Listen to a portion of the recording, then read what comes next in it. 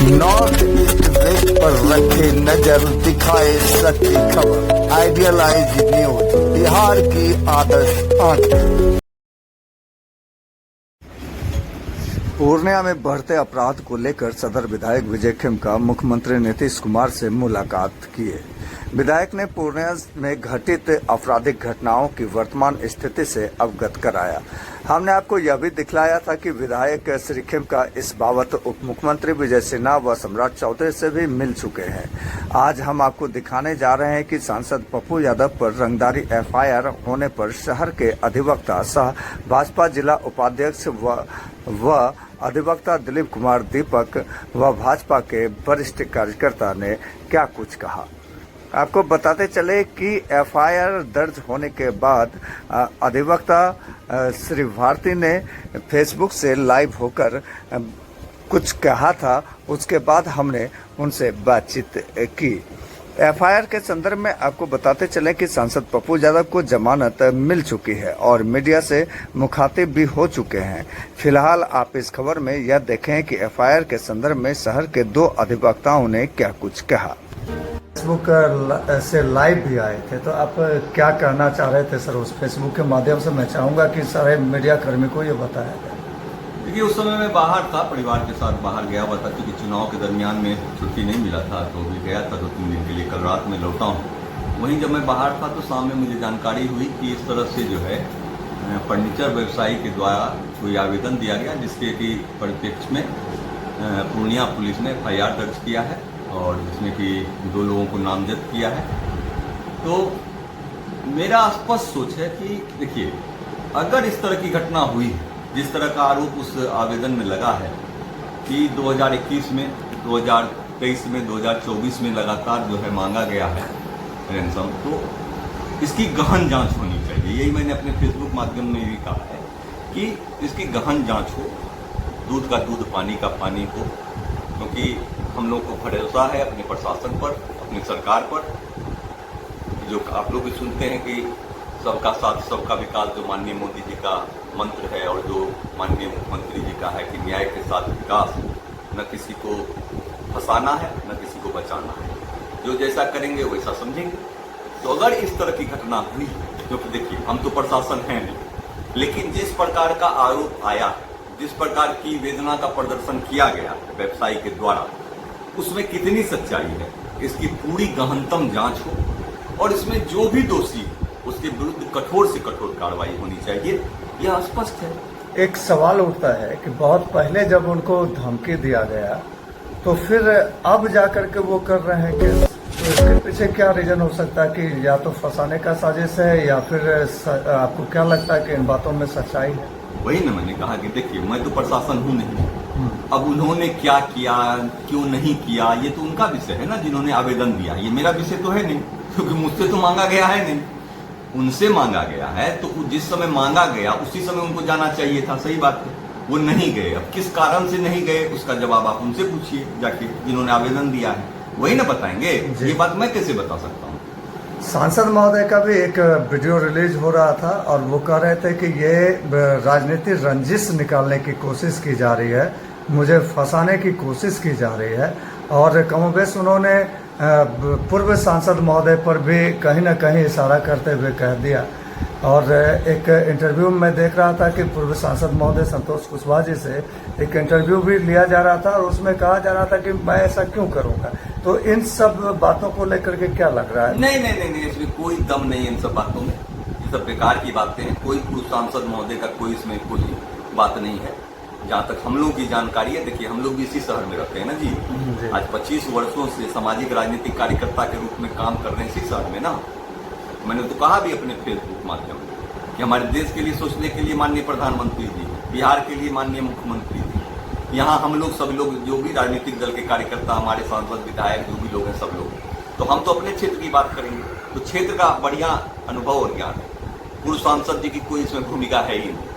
और ये सब देखिए पॉलिटिकल बातें, इन सब का कोई महत्व नहीं होता है कानून में। मैं कानून का विद्यार्थी रहा हूँ, मैं एडवोकेट भी हूँ, मैं LLM, हमको कई तरह के लोग फ़ोन करते हैं जब उनको केस होता है या कोई बात होती है तो हमसे राय लेते हैं, फिर हम अपने टीम को भेजते हैं, फिर उनका समुचित निदान करवाते हैं। सुबह से लेकर रात तक इतना काम करते हैं, इतने चैनल में काम करते हैं, चाहे वो लीगल फील्ड हो, चाहे हॉस्पिटल का मामला हो, चाहे ब्लॉक का हो, चाहे थाना का हो। कि अगर मैं डालने लगाऊं ना पोस्ट तो हर दिन हमको 15 कम से कम पोस्ट डालना पड़ेगा। लेकिन वो सब मेरा धंधा नहीं है कि अभी मेडिकल कॉलेज जा रहे हैं या कहीं जा रहे हैं, अब उसको दिखा रहे हैं, बहुत सारा ये कर रहे हैं। ठीक है, अपनी अपनी सोच है, अपनी अपनी राजनीतिक प्रतिबद्धता है लोगों की, मैं उसमें पढ़ना ही नहीं चाहता हूँ। सीधा मेरा विषय है कि अगर इस तरह की घटना हुई है तो मैं पूर्णिया प्रशासन से करबद्ध प्रार्थना करता हूँ कि आप इसकी समुचित जांच करवाएं, दूध का दूध, पानी का पानी हो जाए। क्योंकि देखिए, आज टेक्नोलॉजी का युग, आज आप कुछ करके बच नहीं सकते। आज आप यहाँ बैठे हुए हैं तो पता चल जाएगा टावर लोकेशन के कि आप यहाँ बैठे हुए हैं। यदि उनको कोई व्हाट्सएप फोन आया है, कोई कॉल आया है, किसने किया है, वो सारा पता चल जाएगा। ऐसा तो है नहीं, तो अगर वो गलत बोलेंगे तो वो जानेंगे। तो विषय स्पष्ट है कि यह प्योर कानूनी मामला है, प्रशासन का मामला है। प्रशासन अपना काम करेगी, मुझे भरोसा है अपने SP पर, और वो अच्छा काम कर रहे हैं। और क्योंकि अभी आपने देखा ना कि अभी सुभाष मिश्रा जी, हम लोग की भाई समान, किस प्रकार से नृशंस हत्या कर दी गई। जब गया मैं तो मेरा दिल रो दिया। बेटी से मैंने पूछा, सांसद जी भी गए थे, विधायक जी केश कुमार जी भी थे, लेकिन मैं अंदर चला गया परिवार में, क्योंकि उस दिन आप देखे होंगे कि 6 घंटा तक हम लोग पोस्टमार्टम करा के, एम्बुलेंस करा के उनके सबको भेजा रसार।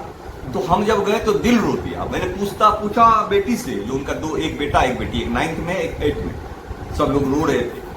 तो हमने पूछा कि बेटी आप क्या बनना चाहते हो भविष्य में? बोली, सीधा बोली IPS।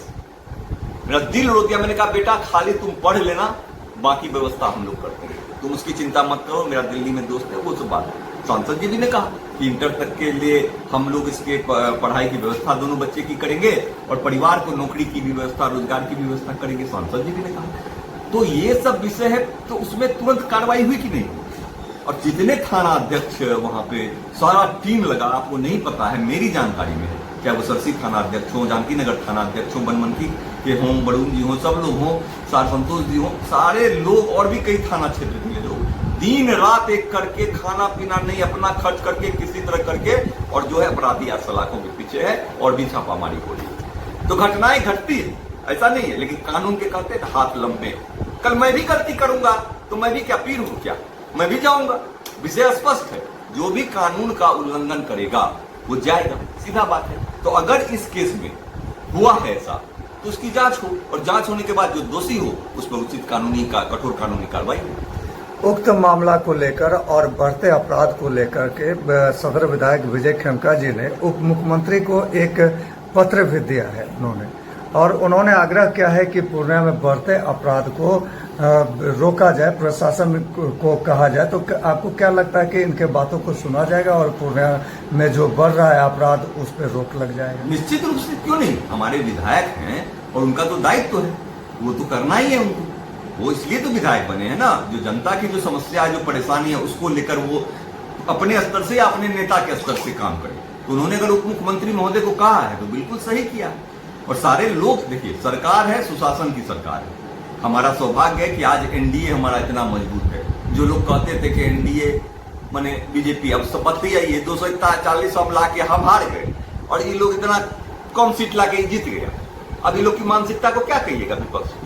अरे भाजपा तो हमेशा मानती है कि लोकतंत्र में एक मजबूत विपक्ष होना ही चाहिए। इन लोगों को गलतफहमी है, लेकिन हमारी सरकार, NDA परिवार, आप देखिए कितनी मजबूती के साथ खड़ा है। और आज ऐतिहासिक हुआ कि देश के यशस्वी प्रधानमंत्री आदरणीय नरेंद्र मोदी जी तीसरी बार प्रधानमंत्री का शपथ लिए। तो यह विषय है कि भारत हमारा जो आगे बढ़ रहा है, जो 2047 तक का संकल्प है कि भारत को विकसित राष्ट्र बनाएंगे, उस दिशा में यह कदम है। और उसी तरह हम लोगों का संकल्प है कि हम लोग अपने पूर्णिया को, अपने क्षेत्र को मोदी जी के नक्शे कदम पर चलते हुए, नीतीश जी के नक्शे कदम पर चलते हुए एकदम सशक्त और सुंदर और बढ़िया पूर्णिया बनाएंगे। तो इसको देखना हम लोगों का क्षेत्रीय कार्यकर्ता होने के नाते, हमारे विधायक हैं, हमारे सांसद हैं, हमारे सब लोग इसमें सहयोग करें। हम तो यही आग्रह करेंगे कि हर एक हमारे मेयर हैं, डिप्टी मेयर, सब लोग इसमें सहयोग करें। इसमें कहाँ समस्या है? लेकिन अगर समस्या कोई पैदा करता है, चाहे वो कोई भी, तो उस पर तो कानूनी कार्रवाई होगी। क्या परिचय हुआ? अनंत भारती, अधिवक्ता, भाजपा जिला उपाध्यक्ष पूर्णिया। देखिए, पप्पू यादव पर जो आरोप लगाया गया है वह काफ़ी संगीन है। इसलिए मैं चाहूँगा कि इस घटना की जांच करा ली जाए। संघ पप्पू यादव ने भी जांच कराने की मांग की है, इसलिए बेहतर होगा कि इस घटना की जांच उच्च पदाधिकारी से करा कर कोई निष्कर्ष पर पहुंचा जाए। ऐसे पप्पू यादव के ऊपर बहुतों सारे केस लगे रहते हैं और आगे भी न जाने क्या होगा न होगा पता नहीं, लेकिन कोई भी आरोप जब लगी तो उसकी जांच कर लेनी चाहिए। ऐसे हमने FIR देखा है। FIR में इस बात का उल्लेख है कि 2021 ईस्वी में भी पप्पू यादव ने उनसे मांगा था रंगदारी, 23 ईस्वी में भी पप्पू यादव ने और 24 में भी मांगा था। तो 21 की बात, 23 की बात और फिर 24 की बात, ये तो लगता है कि कुछ गंभीर बात है और इसकी जांच होने से ही पता लगेगा कि सच्चाई क्या है और जनता के सामने दूध का दूध और पानी का पानी स्पष्ट हो जाएगा।